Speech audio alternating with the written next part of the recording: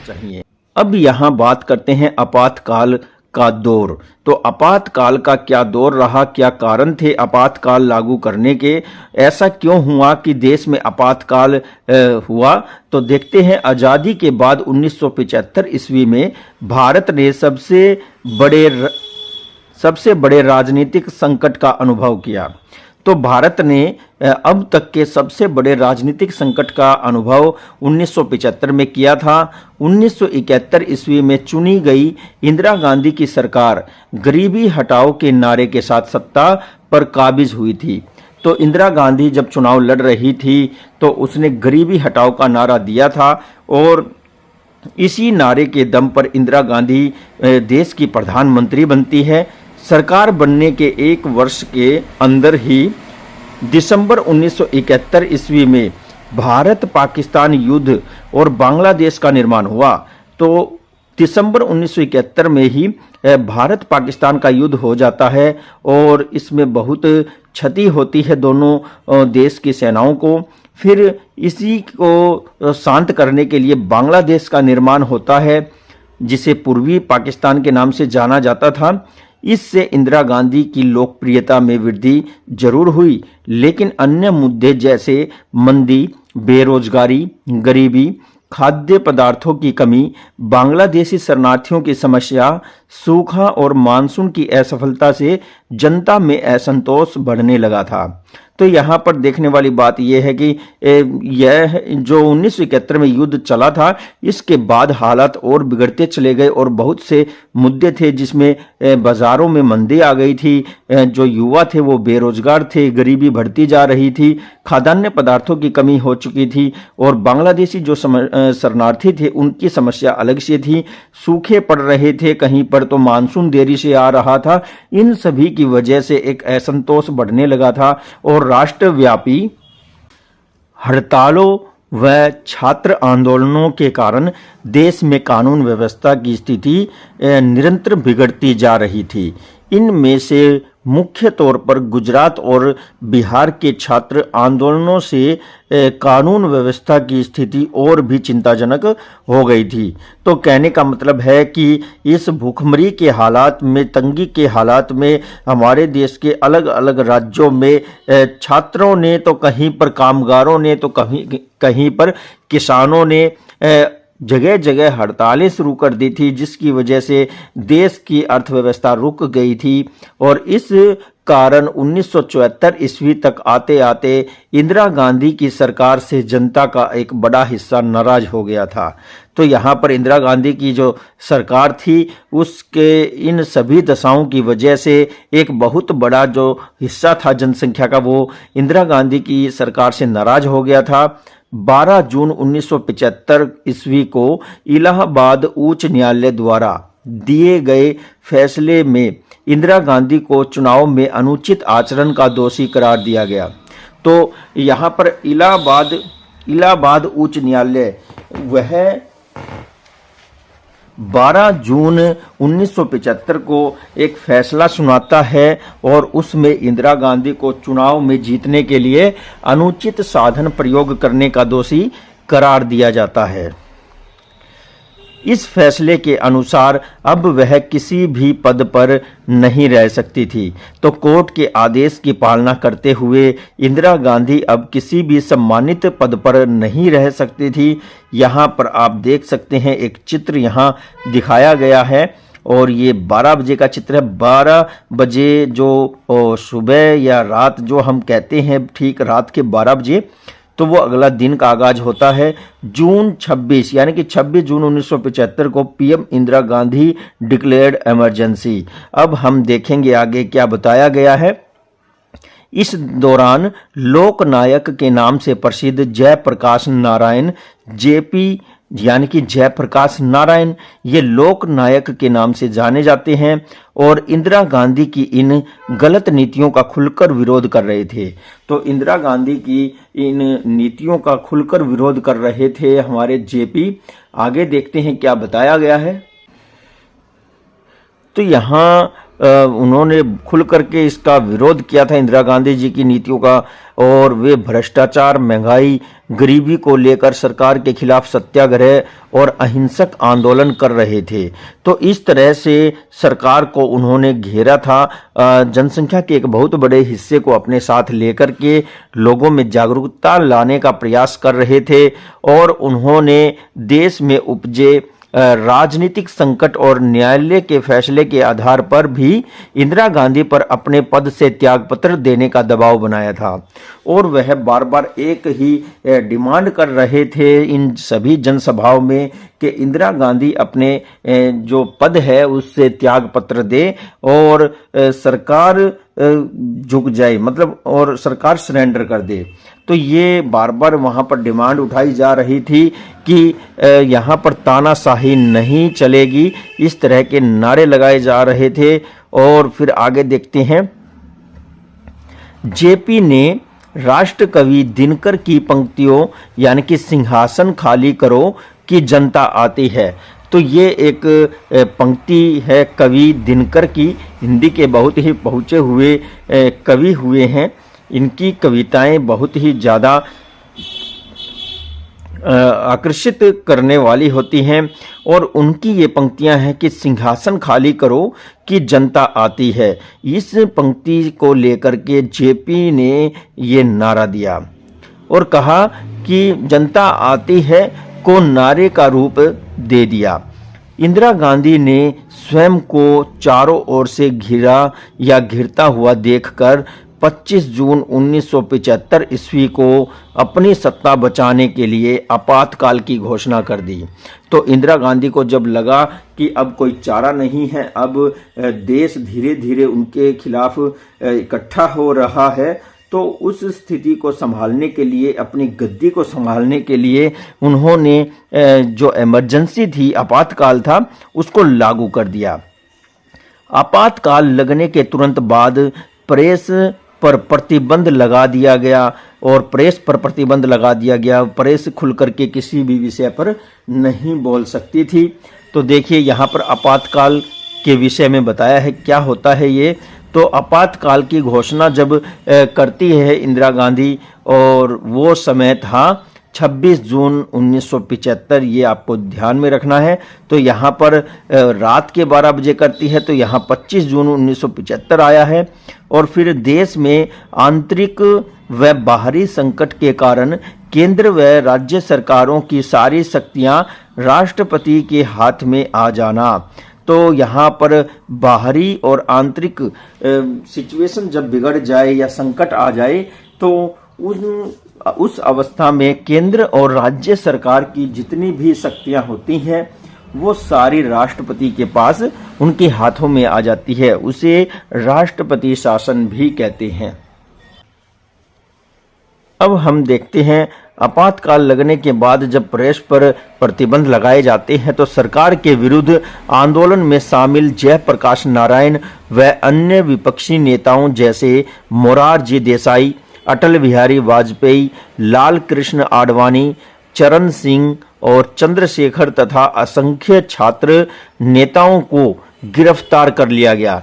तो इंदिरा गांधी के खिलाफ इस जन आक्रोश में जो जन आंदोलन चल रहा था, उसमें ये सभी बड़े बड़े लीडर शामिल थे।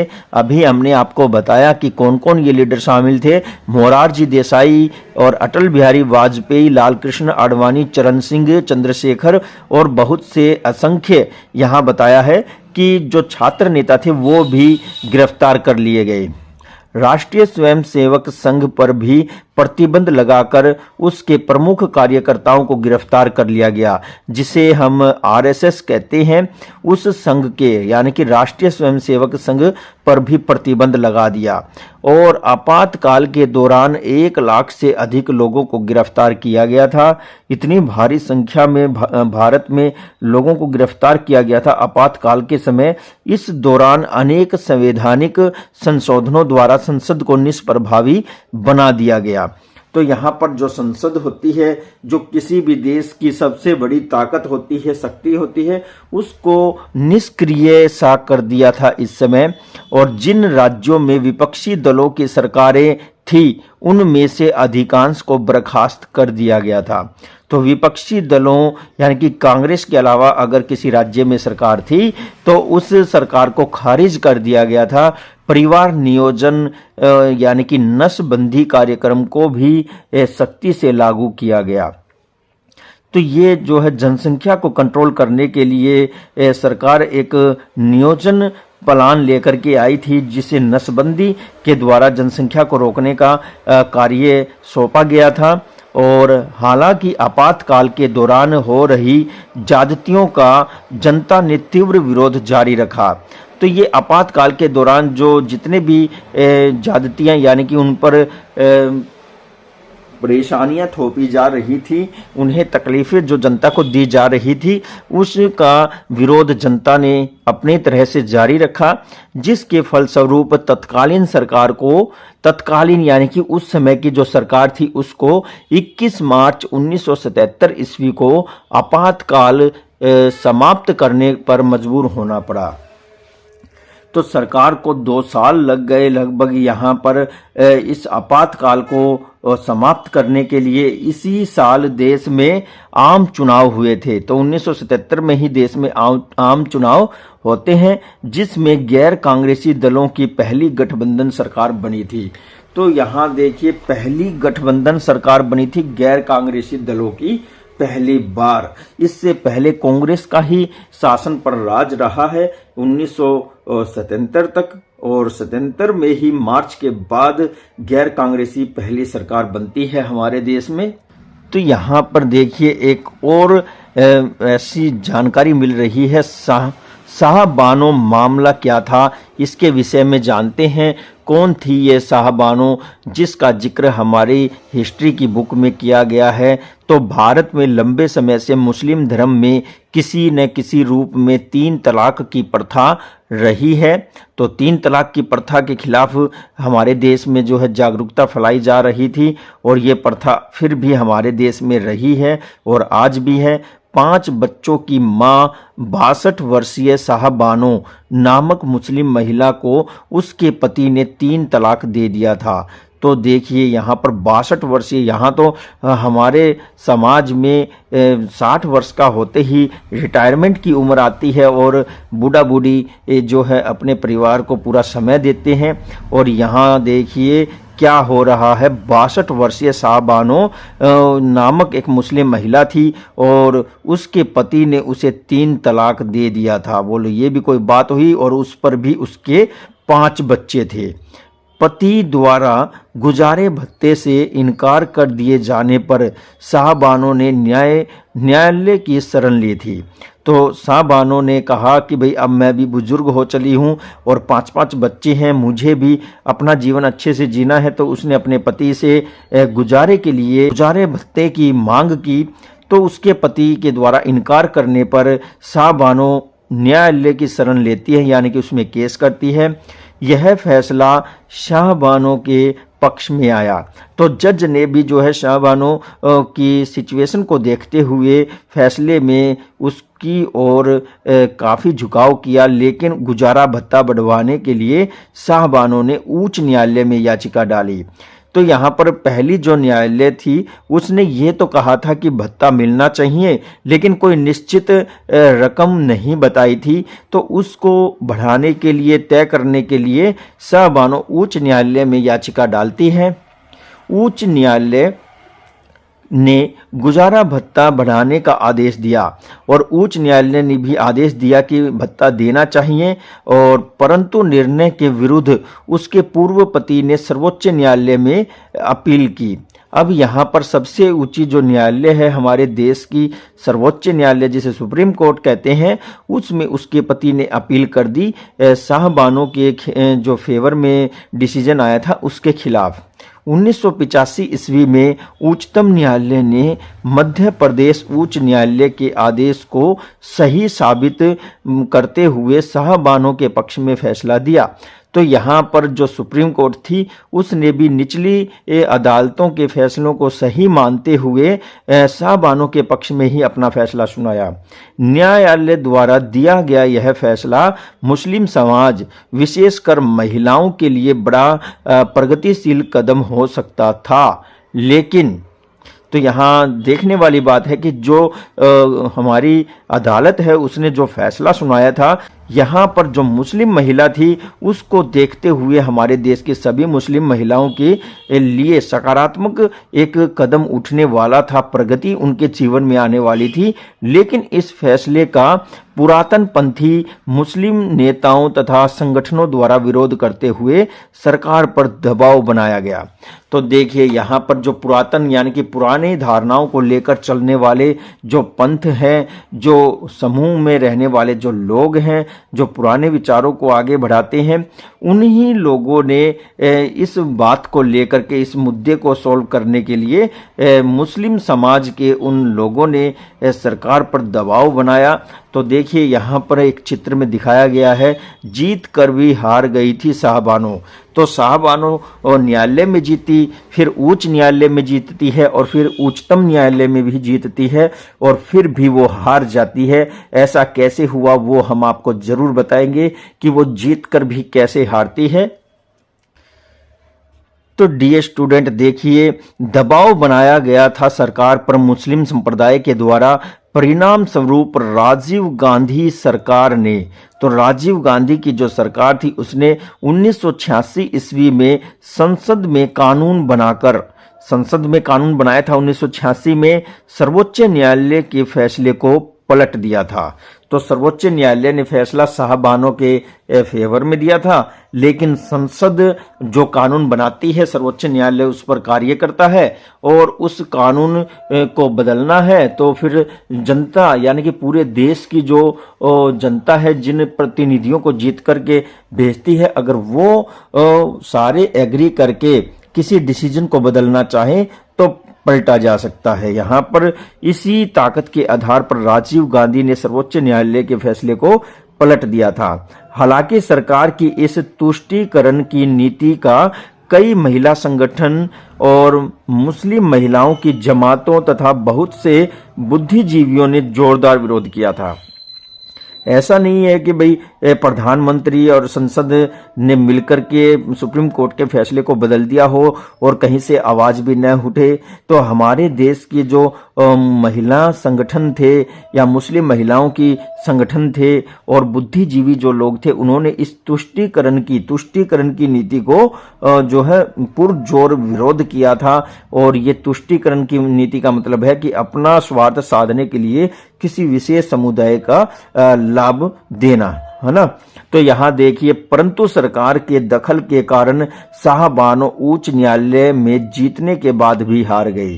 तो यही कारण था कि राजीव गांधी ने अपनी सरकार को बचाने के लिए ऐसा किया था। अब देखिए क्रियाकलाप है। क्रियाकलाप साहबानों से जुड़े मामले में न्यायालय द्वारा हाल ही में जो निर्णय दिया गया है उस पर रिपोर्ट तैयार करें। तो रिपोर्ट तैयार करने की बात है, तो आगे देखते हैं। तो यहाँ पर आर्थिक नियोजन और विकास आया है। इस चैप्टर में हम देखेंगे आर्थिक नियोजन और विकास के क्या मायने रहे इन 50 वर्षों में भारत के लिए।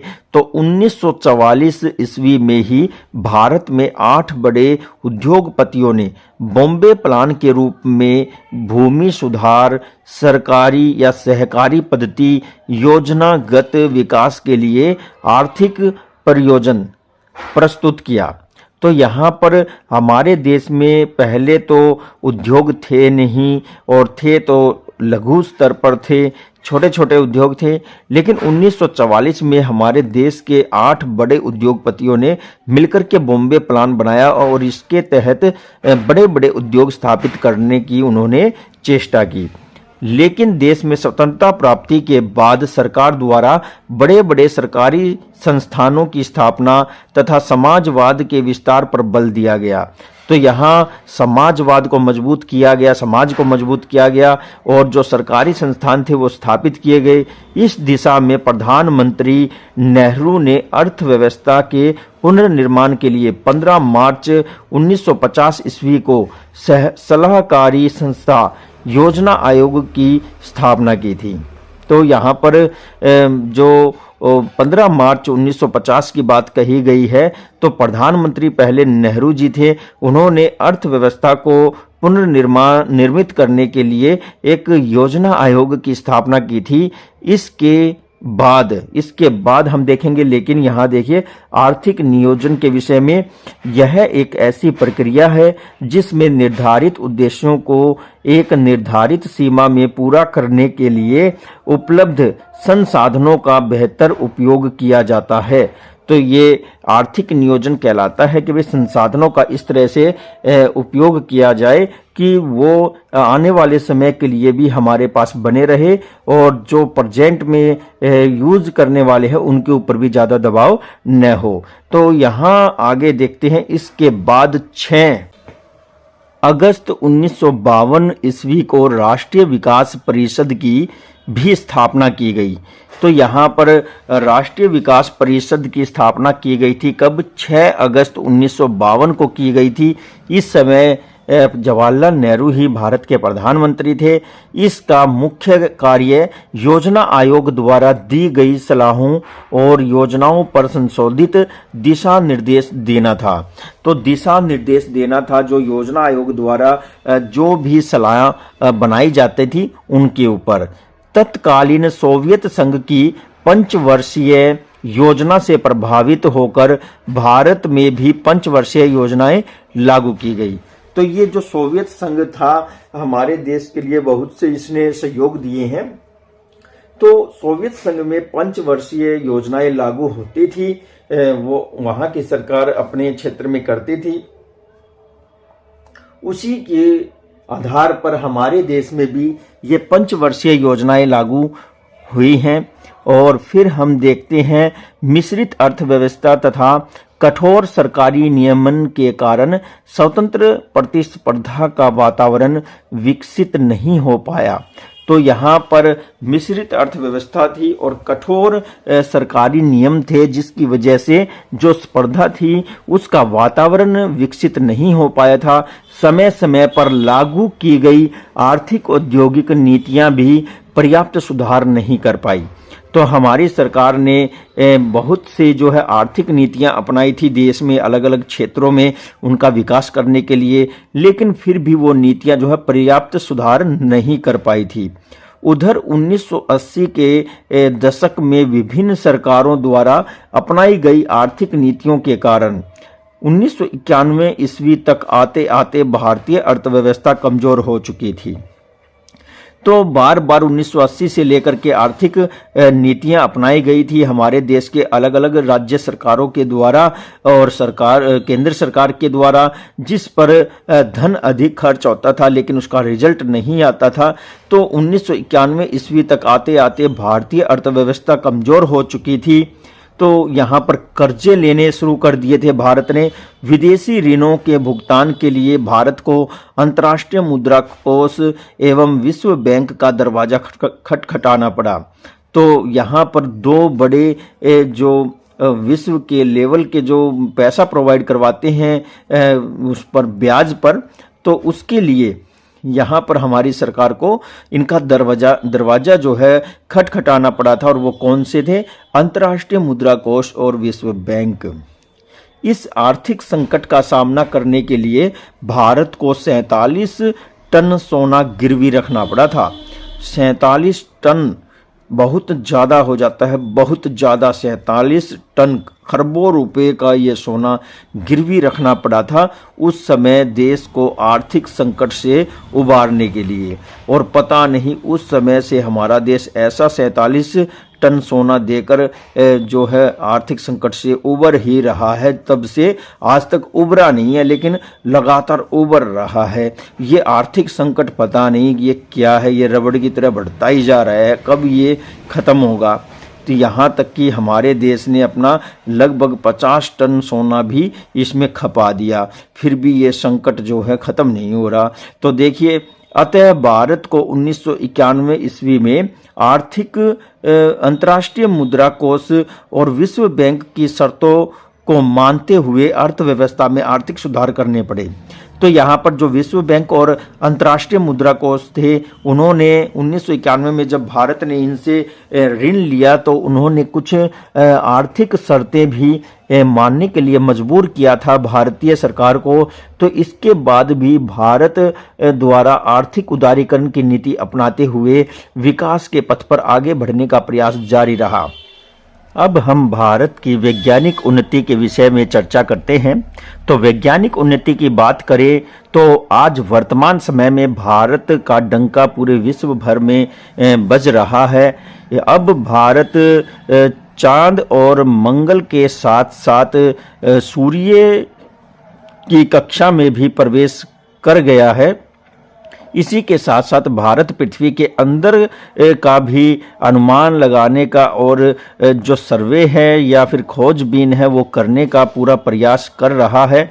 भारत ने वैज्ञानिक उन्नति में जितना आगे कदम बढ़ा दिया है, शायद ही किसी देश ने इतने कम समय में किया हो। अमेरिका और रूस जैसे अंतरिक्ष के महारथी भी भारत की वैज्ञानिक उन्नति को सलाम कर रहे हैं और भारत ने एक के बाद एक विभिन्न अंतरिक्ष यानों को भेज करके अपना जो दबदबा है वो स्पेस लेवल पर जमा दिया है।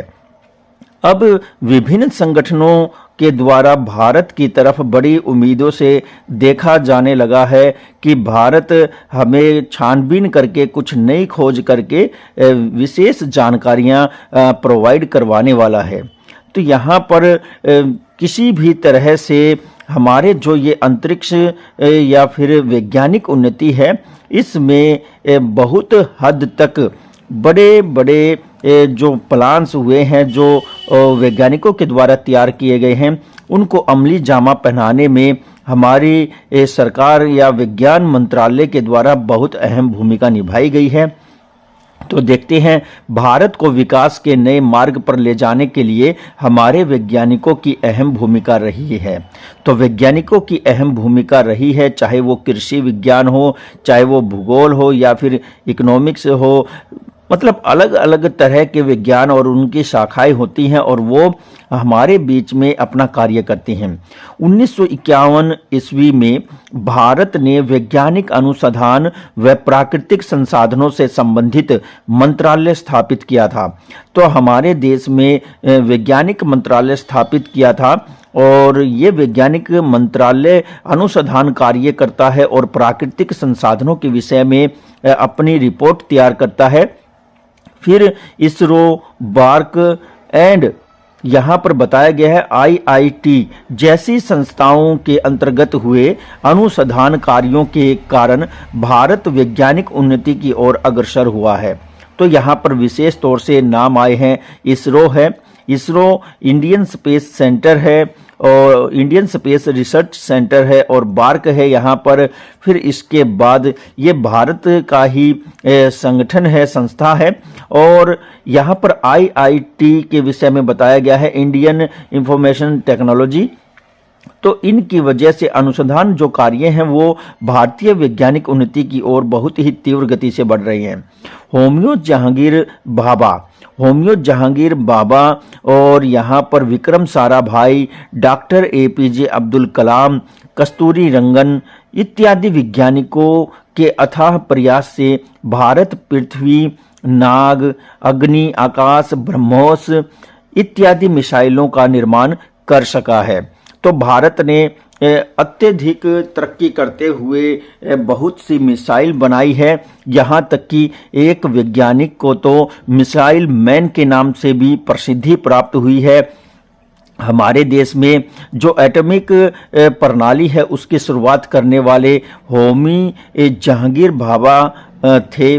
फिर यहाँ पर इसरो में विशेष योगदान देने वाले विक्रम साराभाई रहे हैं। फिर एपीजे अब्दुल कलाम के तो क्या कहने, बहुत ही ज़बरदस्त तरीके से इन्होंने साइंस में भारत को आगे बढ़ाया है और ये भारत के राष्ट्रपति भी रहे हैं। एक के बाद एक इन सभी मिसाइलों पृथ्वी, नाग, अग्नि, आकाश ब्रह्मोस इत्यादि का निर्माण किया, जिससे विश्व भर के सभी बड़े देशों के कान खड़े हो गए और वो सतर्क हो गए कि अब भारत भी उनके बराबर का बन गया है, अतः सीधे तौर पर उसको चुनौती देना मुमकिन नहीं है। 1974 ईस्वी और 1998 ईस्वी में भारत ने परमाणु परीक्षण कर विशेष स्वयं को परमाणु शक्ति संपन्न राष्ट्र बनाया। तो यहाँ पर एक के बाद एक हमारे देश ने 1998 में राजस्थान के पोखरण में अटल बिहारी वाजपेयी जी की सरकार के दौरान पांच जो परमाणु परीक्षण थे वो किए। बहुत ही ज़बरदस्त तरीके से उन्होंने आगाज़ किया भारत राष्ट्र को परमाणु में संपन्न बनाने के लिए, और इन परीक्षण के साथ ही दुनिया के बड़े बड़े देश यहाँ पर समर्पण कर देते हैं भारत की ताकत के आगे। भारत को विश्व में एक बड़ी सैनिक शक्ति बनाने के लिए हमारे वैज्ञानिकों की उल्लेखनीय भूमिका रही है। तो एक सैनिक शक्ति के रूप में भारत उभर रहा है, क्योंकि दुनिया के किसी भी देश में इतनी बड़ी युवा जो जनसंख्या है वो नहीं है जितनी कि भारत में पाई जाती है। भारत के प्रसिद्ध डॉक्टर वैज्ञानिक डॉक्टर रहे हैं एपीजे अब्दुल कलाम, विश्व में मिसाइल मैन के नाम से जाने जाते हैं। तो यहाँ उनके अथाह और अभूतपूर्व योगदान के लिए उनको एक नाम दिया गया और जिसे हम मिसाइल मैन के नाम से जानते हैं। भारत ने आर्यभट्ट, भास्कर, रोहिणी इत्यादि सैटेलाइट भेजकर अंतरिक्ष तकनीक में नाम कमाया। तो ये हमारे सैटेलाइट हुए हैं। तो भारत ने सबसे पहले जो सैटेलाइट भेजा था वो आर्यभट्ट था, फिर भास्कर और फिर रोहिणी नाम का सैटेलाइट अंतरिक्ष में स्थापित किया। आज भारत अन्य देशों के भी सैटेलाइट अंतरिक्ष में भेजने में सक्षम है, यानी कि बहुत से दूसरे देश भी अपने लिए सैटेलाइट भेजने के लिए भारत के साथ समझौता कर रहे हैं। यहाँ हम भारत की वैज्ञानिक उन्नति का एक चित्रण देख रहे हैं, किस तरह से यहाँ पर मिसाइलें दिखाई गई हैं और यहाँ पर रॉकेट लॉन्च जो हो रहा है उसका दृश्य, और फिर यहाँ जो हमारा यान चांद के चक्कर लगा रहा है यहाँ पर वो चित्र भी आप देख सकते हैं। अभी पिछले साल 2 जो यान गए हैं चंद्रमा पर, एक यान अपने कुछ ही मात्र सेकंड से ही वो कामयाबी की तरफ जाते जाते रुक जाता है, लेकिन उसके बाद जो यान भेजा जाता है वह बिल्कुल सटीक तरीके से अपने मिशन को पूरा करता है। अब देखते हैं हम आगे। तो यहाँ पर भारत की विदेश नीति के विषय में जानेंगे कि भारत ने आज़ादी के बाद क्या नीति अपनाई है अपने अड़ोसी पड़ोसी देश और दूर दराज के देशों के साथ। तो किसी भी देश की विदेश नीति घरेलू और अंतर्राष्ट्रीय कारकों पर आधारित होती है। तो घरेलू और अंतर्राष्ट्रीय जो कारक होते हैं वो विभिन्न तरह के होते हैं, और घरेलू रूप से इतिहास, संस्कृति, भूगोल और अर्थव्यवस्था ने भारत की विदेश नीति के उद्देश्यों और सिद्धांतों को निर्धारित किया है। तो यहाँ पर ऐतिहासिक, सांस्कृतिक, भौगोलिक, अर्थव्यवस्था की बात की गई है, और ये जो है भारत की विदेश नीति के विभिन्न उद्देश्यों और सिद्धांतों को निर्धारित करते हैं। फिर हम अंतर्राष्ट्रीय कारक के रूप में क्षेत्रीय वातावरण, सीमा विवाद और शीत युद्ध की विदेश नीति निर्धारण में महत्वपूर्ण भूमिका रही है। तो भारत ने कभी किसी भी एक ग्रुप में, किसी भी शीत युद्ध में या फिर सीमा विवाद के क्षेत्र में स्वयं अपने दम पर सोल्व करने का प्रयत्न किया है। किसी तीसरे को इसमें शामिल होने का मौका नहीं दिया, और न ही कभी भारत ने किन्हीं 2 देशों के मामले में इंटरफेयर किया है। भारतीय विदेश नीति के प्रमुख स्तंभ पंचशील, गुट निरपेक्षता, स्वयं स्वतंत्रता, विदेश जो नीति है उसका संचालन, और विकासशील देशों से एकजुटता और राष्ट्रीय तथा वैश्विक हित प्राप्त करने के लिए लक्ष्य आदि रहे हैं। तो भारत ने कभी किसी एक पक्ष का जो है उसकी तरफ से नहीं बोला है। भारत ने दोनों तरफ की बातों को देखते हुए ही अपने विचार प्रकट किए हैं। हमेशा उसने कभी भी किसी समूह में खुल करके अपनी तरफ से कोई सहयोग नहीं किया। 50 वर्षों के काल में भारत की विदेश नीति का अध्ययन 3 आधारों पर किया जाना चाहिए। तो तीन आधारों पर हम इस विदेश नीति का अध्ययन कर सकते हैं जो भारत ने अपनाई है। तो नंबर 1 में है भारत के पड़ोसी देशों से संबंध। तो यहाँ हम जानेंगे कैसे संबंध रहे हैं। दूसरा है महाशक्तियों से संबंध और तीसरा है भारत और संयुक्त राष्ट्र। तो इन तीनों पॉइंट पर हम विस्तार से जानेंगे। तो देखिए यहाँ पर पहला पॉइंट, भारत के पड़ोसी देशों से संबंध कैसे रहे हैं हम ये जानेंगे। भारत के 7 पड़ोसी देश इस प्रकार हैं। उत्तर पश्चिम में पाकिस्तान, उत्तर में चीन और नेपाल, उत्तर पूर्व में भूटान और बांग्लादेश, पूर्व में म्यांमार और दक्षिण में श्रीलंका है। चीन और पाकिस्तान को छोड़कर अन्य देशों से भारत के संबंध अधिकतर सुखद रहे हैं, बहुत ही बढ़िया संबंध रहे हैं।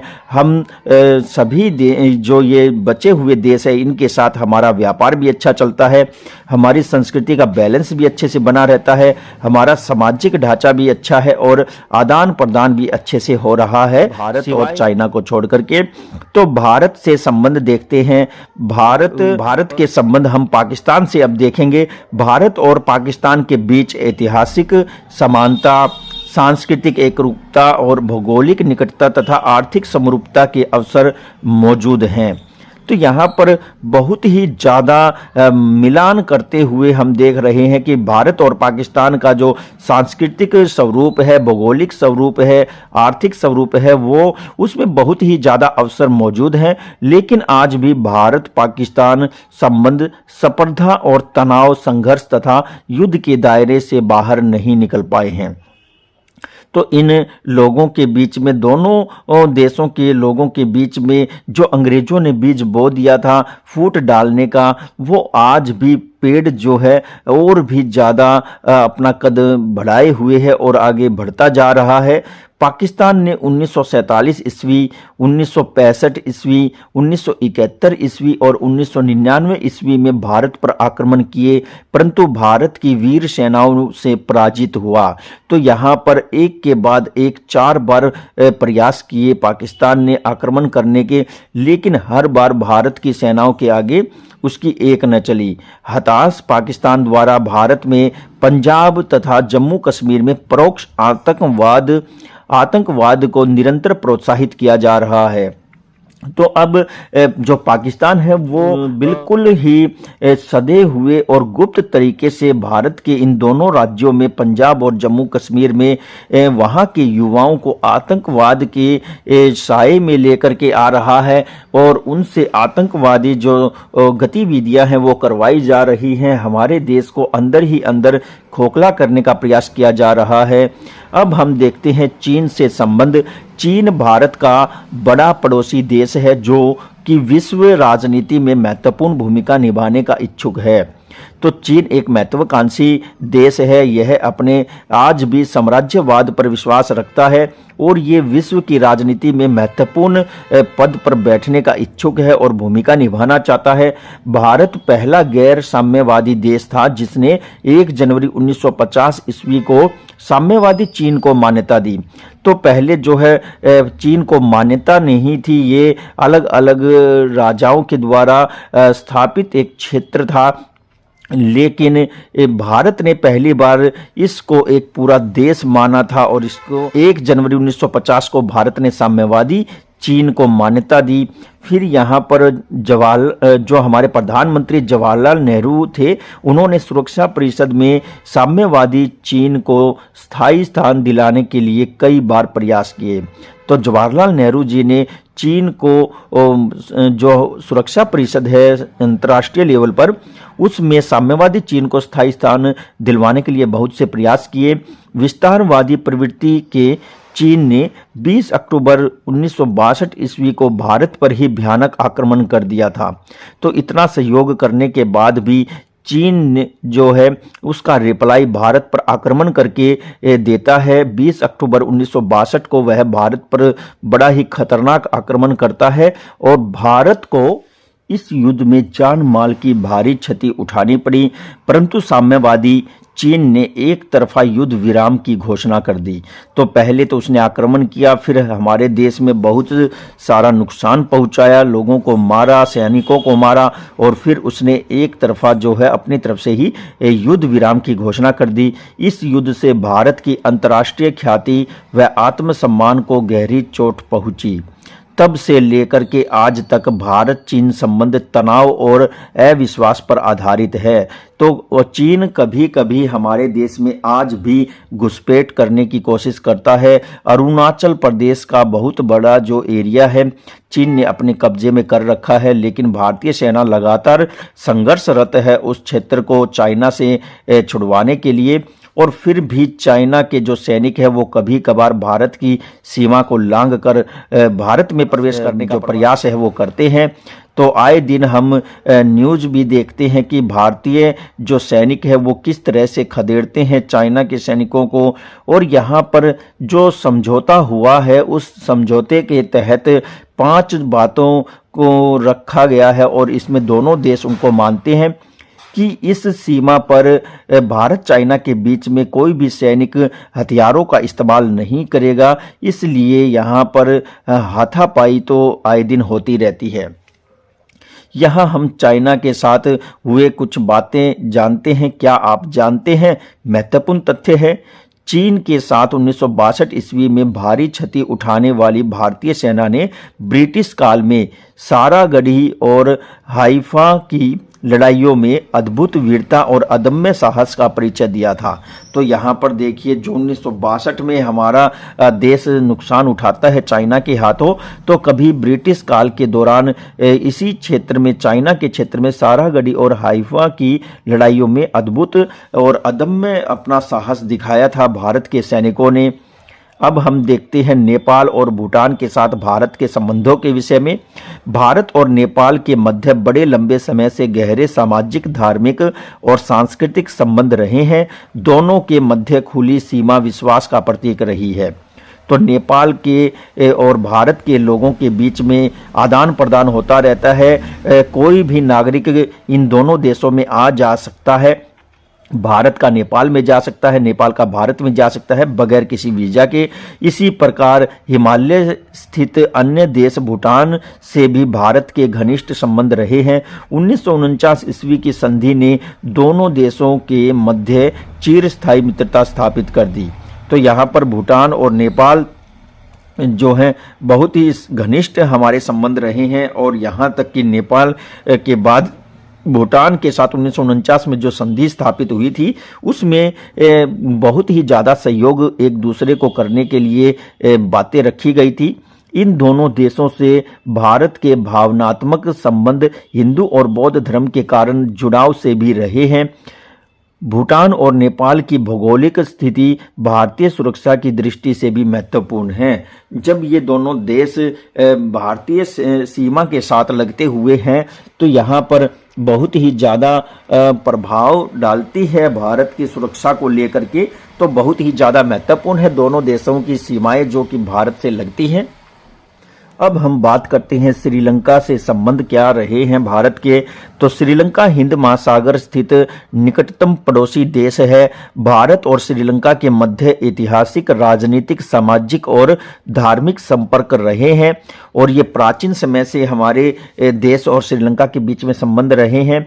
स्वतंत्रता के बाद दोनों देशों के बीच श्रीलंका स्थित तमिलों को लेकर मतभेद रहे।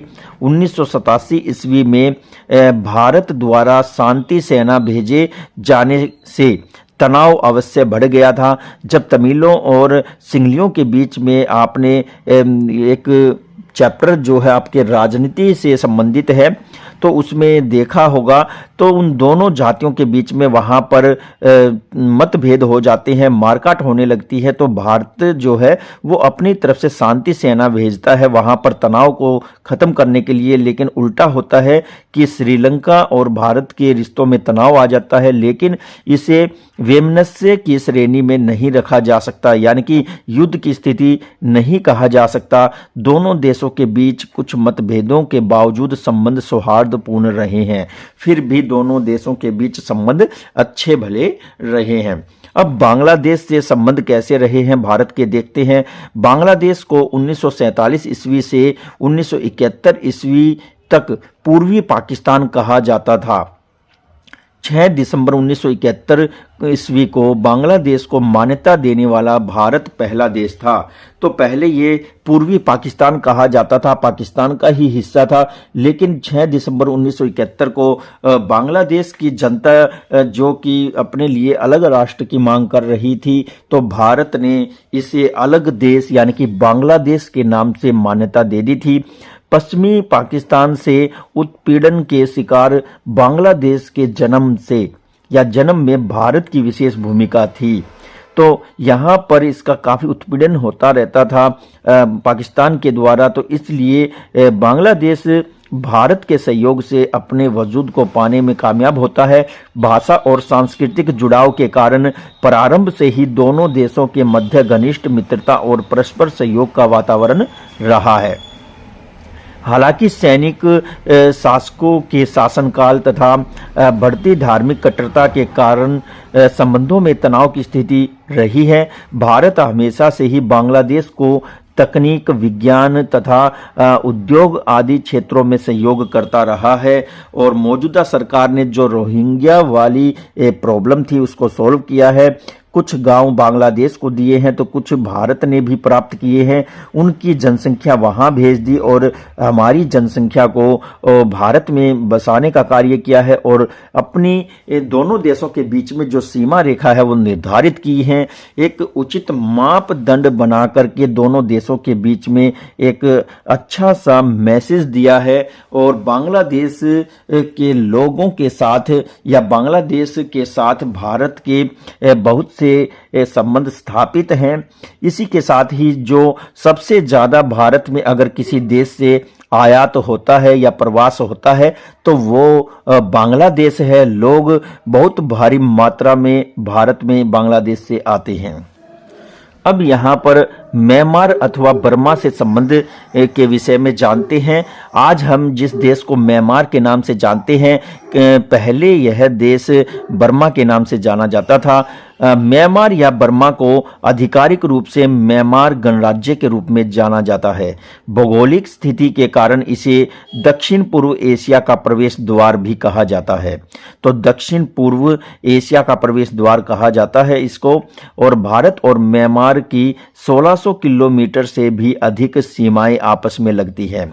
तो बहुत बड़ी सीमा जो है भारत और म्यांमार के बीच प्रभावित करती है, और दोनों देश बड़े ही शांतिपूर्ण तरीके से एक दूसरे के साथ रह रहे हैं।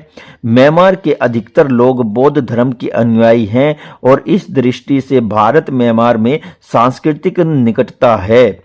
तो बौद्ध का संबंध सीधे तौर पर भारत से है, और इसीलिए जो भारत के अन्य पड़ोसी देश हैं जहां पर बौद्ध धर्म काफी मात्रा में फैला हुआ है या लोग बौद्ध लोग रहते हैं, तो उनका सांस्कृतिक संबंध बहुत अधिक भारत से तो है ही। पड़ोसी देश होने के कारण भारत के लिए म्यांमार का आर्थिक, राजनीतिक, सांस्कृतिक और रणनीतिक महत्व भी है। तो यहाँ पर पड़ोसी होने के नाते इन सभी दशाओं को देखते हुए भारत के लिए म्यांमार का बहुत ही जबरदस्त महत्व है। कुछ एक अपवादों को छोड़कर भारत म्यांमार के संबंध मैत्रीपूर्ण रहे हैं। अब यहाँ पर हम दूसरा पॉइंट देखेंगे, महाशक्तियों से संबंध कैसे रहे हैं भारत के, और उसमें भारत का जो उसका पद है, भारत का जो पद है वो कितना ऊंचा रहा है। तो देखिए, विश्व में दो देशों अमेरिका और भूतपूर्व सोवियत संघ को महाशक्ति के रूप में स्वीकार किया गया है। तो ये जो है महाशक्तियाँ रही हैं काफ़ी समय तक, और भारत ने स्वतंत्रता के बाद दोनों महाशक्तियों से समान दूरी और समान रूप से मित्रता की नीति अपनाई। स्वतंत्रता के बाद जहां एक और नेहरू जी का समाजवादी विचारधारा की ओर झुकाव बढ़ा, वहीं दूसरी ओर पाकिस्तान की अमेरिका से निकटता बढ़ने लगी। तो भारत का हमेशा झुकाव जो है समाजवादी विचारधारा के साथ रहा है कि भाई भाईचारा बनाकर रखें, समाज को बनाए रखें, और यहाँ पर जो तुष्टीकरण की नीति है वो अमेरिका हमेशा अपनाता रहा है और पाकिस्तान की उसके साथ निकटता बढ़ने लगी। इसी कारण से भारत का झुकाव सोवियत संघ की ओर होने लगा। तो पाकिस्तान को अमेरिका की तरफ बढ़ते हुए देख भारत ने भी जो सोवियत रूस था उसकी तरफ अपनी निकटता को और बढ़ा दिया, और पाकिस्तान तथा चीन से अमेरिका के संबंध बेहतर होने से भारत अमेरिका संबंध दुष्प्रभावित हुए। तो चाइना और पाकिस्तान को नज़दीक अपने लाता था, अमेरिका उनकी मदद करता था, लेकिन भारत इसको अपने खतरे के रूप में देख रहा था। तो इसीलिए सोवियत संघ के साथ भारत ने अपने संबंध स्थापित किए। 1971 ईस्वी में भारत सोवियत मैत्री संधि से दोनों देशों में मित्रता और अधिक मजबूत हुई। तो वहीं इस निकटता के कारण भारत और अमेरिका के मध्य दूरियां बढ़ने लगी। तो इन दोनों देशों के बीच में दूरियां बढ़ गई। 1991 ईस्वी में सोवियत संघ का विघटन हो गया था। 1991 में सोवियत रूस का या सोवियत संघ का विघटन हुआ और रूस उसके उत्तराधिकारी के रूप में सामने आया। इससे विश्व का एक ध्रुवीय हो गया। तो विश्व जो है एक ध्रुवीय हो गया। पहले दो ध्रुवीय था, अब केवल अमेरिका ही महाशक्ति बचा है और अमेरिका एकमात्र महाशक्ति रह गया। अब विचारधारा के स्थान पर आर्थिक मुद्दे महत्वपूर्ण हो गए। 1991 ईस्वी के बाद से भारत के संबंध रूस और अमेरिका दोनों से बेहतर होने लगे। 1991 के बाद इन दोनों देशों के साथ भारत के संबंध अच्छे होने लगे थे, क्योंकि दोनों ही देश बड़े बाजार चाहता था और बड़े बाजार के रूप में भारत दूसरे नंबर पर था, बड़ा ही अपना योगदान देता था। अब हम देखते हैं, तो यहाँ तीसरा पॉइंट है भारत और संयुक्त राष्ट्र संघ। तो द्वितीय विश्व युद्ध की समाप्ति के साथ ही विश्व में शांति बनाए रखने की जरूरत थी। अब द्वितीय विश्व युद्ध के बाद लोगों के बीच में या जो देश थे उनके बीच में एक दूसरे के प्रति अंदर ही अंदर जो नासूर था उसको शांत करने के लिए, ताकि दोबारा से कोई युद्ध न हो, इतना नरसंहार न हो, उसे रोकने के लिए क्या हुआ कि 24 अक्टूबर 1945 ईस्वी को संयुक्त राष्ट्र संघ की स्थापना की गई कि विभिन्न देशों ने मिलकर के एक संयुक्त राष्ट्र संघ की स्थापना की थी। 24 अक्टूबर 1945 को भारत संयुक्त राष्ट्र संघ के संस्थापक सदस्यों में से एक था। भारत ने हमेशा से ही संयुक्त राष्ट्र संघ द्वारा संचालित शांति सेनाओं में अपने सैनिक भेजकर सक्रिय भूमिका निभाई है। तो भारत भी इस संयुक्त राष्ट्र संघ की जो शांति सेना है उसमें भारतीय सैनिकों को भेज करके अपनी भूमिका निभाई है। 1953 ईस्वी में भारत की विजय लक्ष्मी पंडित, जो कि जवाहरलाल नेहरू जी की बहन है और संयुक्त राष्ट्र संघ की महासभा की पहली महिला अध्यक्ष बनी थी। भारत संयुक्त राष्ट्र संघ में सक्रिय भूमिका निभाने और तेजी से उभरती हुई अर्थव्यवस्था होने के कारण आज सुरक्षा परिषद में स्थायी सदस्यता प्राप्त करने के लिए प्रयासरत है। तो प्रयासरत है अपनी स्थायी सदस्यता जो है वो प्राप्त करने, स्थायी सदस्यता प्राप्त करने के लिए सुरक्षा परिषद में, जो कि विश्व शांति के लिए और विश्व में सुरक्षा मुहैया करवाने के लिए अपना कार्य करती है। तो 1947 ईस्वी में स्वतंत्रता प्राप्ति के बाद अनेक भारतीय और विदेशी आलोचकों द्वारा भारत की स्वतंत्रता, संविधान और लोकतंत्र को लेकर अनेक भविष्यवाणियां की गई थी। तो भारत एक बहुत बड़ा भौगोलिक देश है, इसमें सभी जाति धर्म के लोग निवास करते हैं।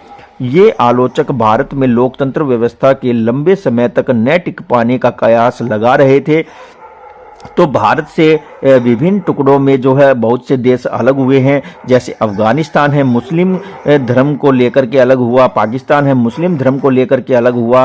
और इसी तरह से बांग्लादेश है, ये भी मुस्लिम धर्म को लेकर के अलग होता है। फिर और भी जो देश हैं वो अलग अलग विचारों को लेकर के अलग होते हैं और वो खुद टूटते चले गए, लेकिन वो ये कयास करते रहे कि भारत भी एक दिन जो है टुकड़े टुकड़े हो जाएगा। लेकिन यहाँ पर आप देखिए, इतने सालों तक, इतने सदियों तक जब अलग अलग देश अलग अलग धार्मिक रूप लेकर के आजाद होते गए भारत से अलग होकर, लेकिन भारत फिर भी आज एक संगठित रूप में बना हुआ है। उनके सामने, उनके मुंह पर तमाचा है। अभी भी उन्हीं के खुद के धर्म के लोग हैं, अन्य धर्म हैं, बहुत सारे धर्म मिलकर के इस देश में एक साथ रह रहे हैं। तो इनमें से कुछ ने कहा कि भारतीय संघ भाषा, जाति, धर्म और क्षेत्र के आधार पर बिखर जाएगा। तो यहाँ पर देखिए, जो बिखरना चाहते थे वो बिखर चुके हैं, और जो नहीं बिखरना चाहते, जो एक बनकर रहना चाहते हैं, और वो आज भी इस देश में एक बनकर रह रहे हैं। लेकिन स्वतंत्रता के 74 वर्ष बाद भी भारत न केवल मजबूती के साथ खड़ा है, अपितु उन्नति के पथ पर अग्रसर है। तो यहाँ पर आप लोग समझ गए होंगे कि ये थप्पड़ है उन लोगों को, या उन छोटी सोच वाले, या उस धर्म को गलत मतलब से लेने वाले जो आज हमारे देश से अलग हो चुके हैं और उम्मीद कर रहे हैं कि इस पर भी कि जो जाति, धर्म, भाषा है उसके आधार पर भारत फिर से बिखरेगा। तो ऐसा सोचने वाले शायद ये नहीं जानते कि ये देश पता नहीं 712 से लुटा है, उजड़ा है और युद्धों में उलझा रहा है, बहुत से कष्ट सहे हैं, और अंग्रेजों के जाने तक इस देश में इतने घोर अत्याचार हुए हैं। जब तक ये देश नहीं उजड़ा और नहीं बिखरा, तो आज कुछ तिल के दाने के समान मुंह बा करके देख रहे ऐसे लोगों के कहने से कैसे बिखरेगा। यही इस देश की विशेषता है। ऐसी विविधता, ऐसा समायोजन, ऐसी जो प्रयोगशाला है पूरी पृथ्वी पर कहीं देखने को नहीं मिलेगी, जहां सभी मिलजुल करके रह रहे हैं। तो यहाँ पर प्रत्येक देश जो है बहुत ही ज़्यादा सीखता है हमारे देश से। यहाँ आपस में लोगों के मन मुटाव तो हो सकते हैं, लेकिन वो कभी फूट में नहीं बदलते। मन मुटावों को आपस में वो सुलझा लेते हैं, और यही खास बात है। और यहाँ अगर किसी की भावनाएं अच्छी हैं तो उसको सहारा लगा करके आगे बढ़ाया जाता है, और अगर कोई इन लोगों के साथ छल करता है तो वो उससे दूरियां बना लेते हैं, लेकिन उसके चंगुल में फिर से नहीं फंसते। तो बहुत ही बढ़िया यहाँ का कल्चर है, और ये आपका चैप्टर रहा है डियर स्टूडेंट। कहिए आप लोगों को इस चैप्टर की यात्रा कैसी लगी है। ज़बरदस्त तरीके से हमने आप लोगों को एक्सप्लेन करने का प्रयास किया है, और भी हम ऐसी ही महत्वपूर्ण वीडियोस आप लोगों के लिए लेकर के आते रहेंगे भविष्य में। जब जब दरकार होगी, आवश्यकता होगी, आप लोगों के लिए नए तरीके से हम वीडियोस लेकर के आएंगे। अब 10th क्लास और 12th क्लास के जो एग्ज़ाम आ रहे हैं उनको देखते हुए हम इन्हीं क्लासेस की ज़्यादा वीडियो लेकर के आ रहे हैं। अब हम आपको महत्वपूर्ण क्वेश्चन भी समझाएंगे जो कि आपके एग्ज़ाम की दृष्टि से और आपकी लाइफ की दृष्टि से आपको बहुत ही ज़्यादा मूल्यवान है, महत्वपूर्ण है। आप लोग अपनी तैयारी को अच्छे से करते रहें, बिल्कुल भी डगमगाए नहीं। आप अपने अध्ययन पर, अपनी मेहनत पर पूरा भरोसा रखें। आपका भरोसा आपको ताकत देगा, आपकी मेहनत आपको साहस देगी, और एक अच्छे नंबर प्राप्त करके, बहुत अच्छे नंबर प्राप्त करके इस समाज में उतरें, ताकि आपके हाथ में बेरोजगारों की तरह फाइलें न हो, केवल आपके हाथ में आपके डॉक्यूमेंट और रिज्यूम हो। जहां भी आप जाए वहां आप उनको दिखा करके अपनी जो योग्यता है उसके आधार पर जॉब प्राप्त करने में माहिर हो जाएं, और आप स्टडी केवल एग्जाम की दृष्टि से ही न करें, आपको स्टडी करनी है कि कंपटीशन में आपको आगे जाना है, जो लाइफ का एग्जाम है उसको पास करना है। आपका टारगेट अगर वकील बनने का है तो वकील को ध्यान में रख करके आपको तैयारी करनी है, चाहे आप 10वीं में हो या 12वीं में हो।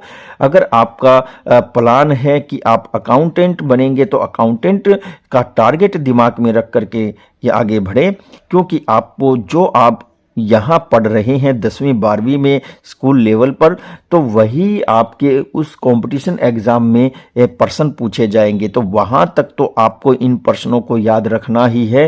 केवल इतना ही नहीं होना चाहिए कि टीचर सुन रहा है, आपने 5 मिनट मांगे और रट्टा लगाया, सुना दिया और भूल गए, और फिर +2 के बाद आप किसी जॉब के फॉर्म में अप्लाई करते हैं और टेस्ट में बैठते हैं तो वहाँ आपको पता ही नहीं है। तो उसके लिए आपको कोचिंग के लिए अलग से पैसे देने पड़ेंगे। पर्सन वही हैं जो 12वीं तक आपको पढ़ाए गए थे, वही आप कोचिंग में पढ़ते हैं। तो डियर स्टूडेंट, आप अपने पढ़ाई के तरीके को बदलते हुए आगे बढ़े और अच्छे से पढ़ें। फिर से हम हाजिर होंगे आप लोगों के लिए एक महत्वपूर्ण वीडियो लेकर के। और अगर आपने इस चैनल को सब्सक्राइब नहीं किया है तो आप जल्द से जल्द इस चैनल को सब्सक्राइब कीजिए, ताकि आपको भविष्य में और भी जो महत्वपूर्ण वीडियो इस चैनल के माध्यम से प्रोवाइड करवाई जा रही हैं वो आपको आसानी से मिल सके। तो दीजिए मुझे इजाज़त, फिर से मैं हाजिर हो जाऊंगा आप सबके सामने आपका अपना स्टडी चैनल लेकर के। नमस्कार।